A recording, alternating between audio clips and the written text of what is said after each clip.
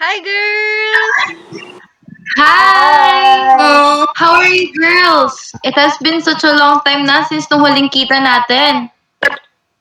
oo nga grabe. I do hope it gets back to normal na para makapag-bonding na tayo.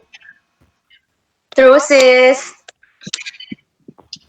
Ay, hala girls, may nakalimutan tayo gawin. Ano Ano yun? yun? Yung may pinapagawa si Sir Emmanuel sa International Business and Trade, we need to watch the link na nasa LMS. I heard na it's all about a news of ABS-CBN talking about Philippine GDP growth across the region. Hello, oo nga pala. Tara sabay-sabay natin panoodin. Share screen then, let's discuss together after watching the video. Para makarecite tayo next meeting. Sige, Okay, sige, sige. tara.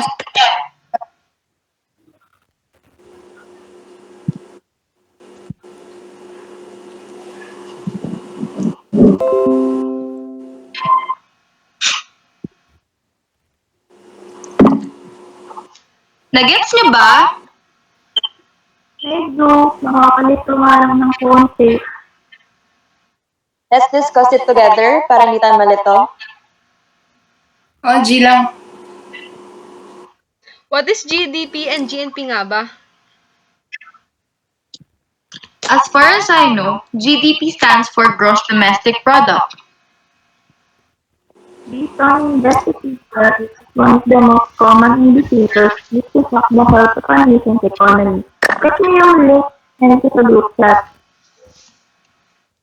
Ayun, kita ko na. Sabi din dito, it is the calculation of a country's GDP that takes into consideration a number of different factors about that country's economy, including its consumption and investment. Yeah, and perhaps it is the most closely watched and important economic indicator for both economists and investors alike because it is a representation of the total dollar value of all goods and services produced by an economy over a specific time period. How about naman yung GNP? Ano yun? Gross national product, or also called as GNP, is an estimate of total value of all the final products and services turned out in a given period of time by the means of production owned by a country's resident. It is commonly calculated by taking percent of personal consumption expenditures, private domestic investment, government expenditure, exports, and any income earned by residents from overseas investment minus income earned within the domestic economy by foreign residents.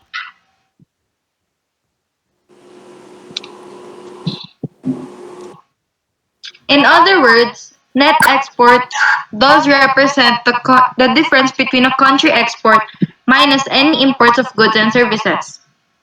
Yeah, It is stated that it is related to another important economic measure that we have discussed kanina, yung gross domestic product, which takes into account all output produced within a country's borders regardless of who owns the means of production.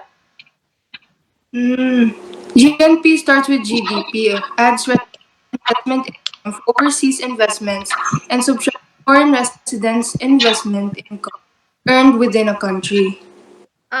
So GNP and GDP can have different values. And a large difference between a country's GNP and GDP can suggest a great deal of integration into the global economy. Oo, Uh, ganon. O, di ba? Ang dali lang pala mag-gets.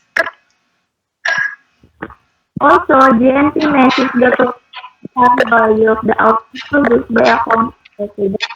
Therefore, any output produced by foreign residents within the country's borders must be included in calculation of GNP, while any output produced by the country's residents outside of its borders must be cancelled. GNP does not include intermediary goods and services pala to avoid double counting since they are already incorporated in the value of final goods and services. Now I know. Ganun pala yun.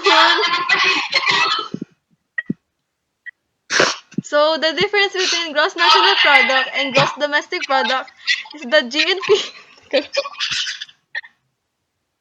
So the difference between gross national product and gross domestic product is that GNP accounts for its citizens' production both within and outside its borders.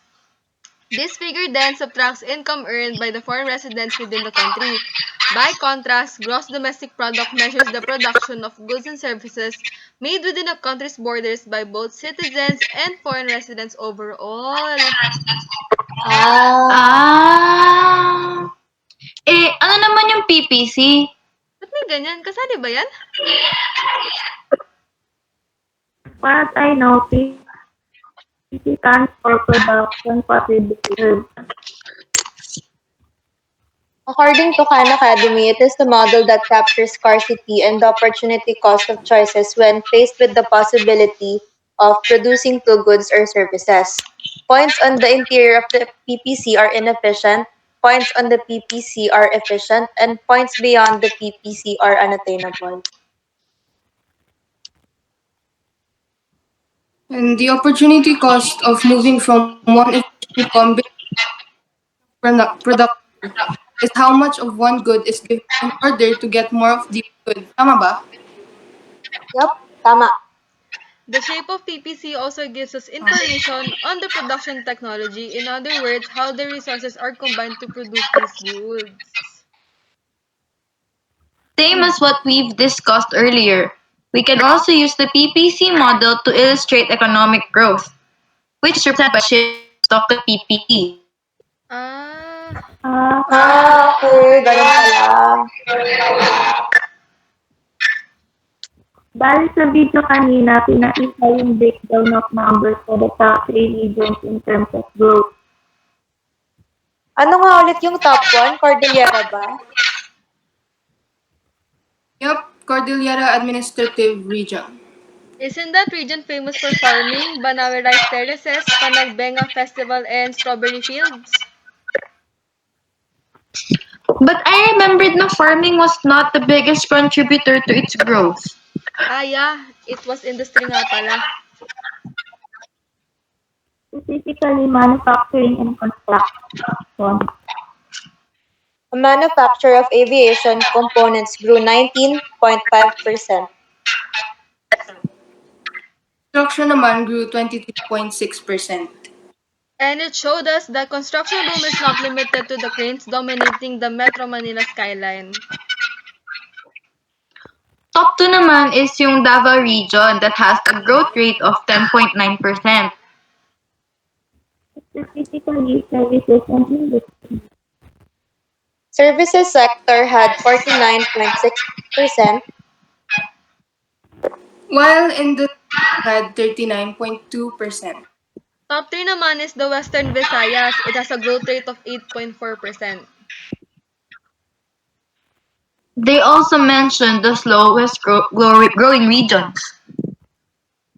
Eastern Visayas with 1.8%. Zamboanga Peninsula with 2.3%. Caraga with 4.3%.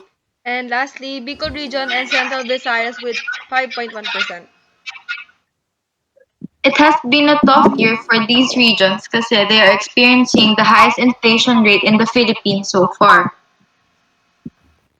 These rankings were made pala by the statistics policy. Ganun pala ka-importante ang GDP, GNP at PPC, no? Yeah, without them, we won't be able to tell whether the economy is growing or contracting. Also, it illustrates the maximum combination of outputs of two goods that an economy can produce, such as capital goods and consumption goods. Sana naman mataas yung recitation natin kay Sir. Sana And nga. sana Hi girls, and to go. I enjoyed our business pajama party. Party na may halong aral. Gusto. Yeah. Girls, bye!